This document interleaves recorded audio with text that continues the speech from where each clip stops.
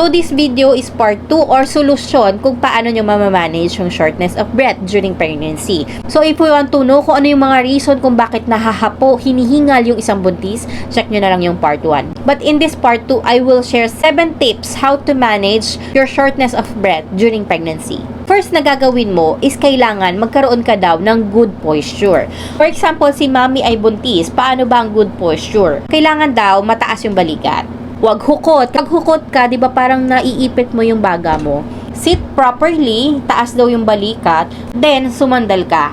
O, sa paraang ganyan, na-e-expand yung capacity ng baga mo, kaya maayos kang makakahinga. So, again, number 1 is good posture. Number 2 is, suggestion lang naman to ng mga doktor, is use pregnancy belt para daw malayo yung matres mo sa diaphragm. In that way, magkakaroon ng malaking puwang or makakaginhawa na yung lungs mo dahil nga hindi na naiipit si diaphragm. Number 3 po, kapag kayo ay matutulog, maglagay kayo ng maraming unan sa ulo, basta kailangan upright position kayo natutulog. Ina-advise din na matulog ng nakatagilid, huwag titihaya. Kasi nga yung pressure ng organs mo dumadagan doon sa baga mo. So, either side, right or left. Pero syempre, ang laging ina-advise is left side para hindi naiipit yung ugat papunta kay baby. Pero ang best way talaga is upright position during sleeping. Number 4 po is eat nutritious food. Eat balanced diet and eat at the right time every day. Kasi minsan, ang cause din ng shortness of breath during pregnancy ay baka anemic si pregnant. Kasi kapag kulang ang dugo natin, kulang yung dugo na nagkikarry ng oxygen sa buong katawan. Kaya eat nutritious food nga. And syempre, kailangan dapat tama din ang timbang ng isang buntis. Kasi nga may dinadala ka ng baby and mahihirapan ka kapag ikaw ay overweight. Number 4, kung sakaling nahihirapan kang huminga, nakaka-experience ka ng shortness of breath, hindi naman masama na magpahinga at least 20 minutes. Yun yung ina-advise nila.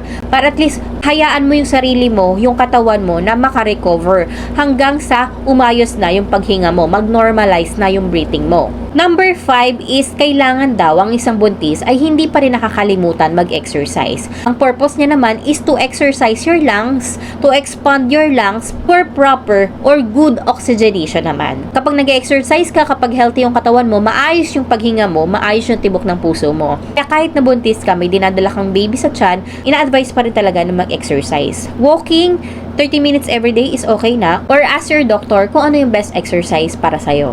And last tip ko sa inyo is baka naman dehydrated lang kayo. Kaya drink plenty of water every day. Di ba ang ina-advise nila sa atin, usually 2 liters a day. And alam nyo ba kapag buntis, tataasan nyo yan. Kailangan daw 3 liters of water every day ang nai-intake mo. So isipin nyo, ganun ba kayo kalakas uminom ng tubig? Kasi nga, mabilis ma-dehydrate ang isang buntis dahil meron nga siyang pinapalaking baby sa loob ng kanyang sinapupunan. Shortness of breath is normal during pregnancy and nothing to worry.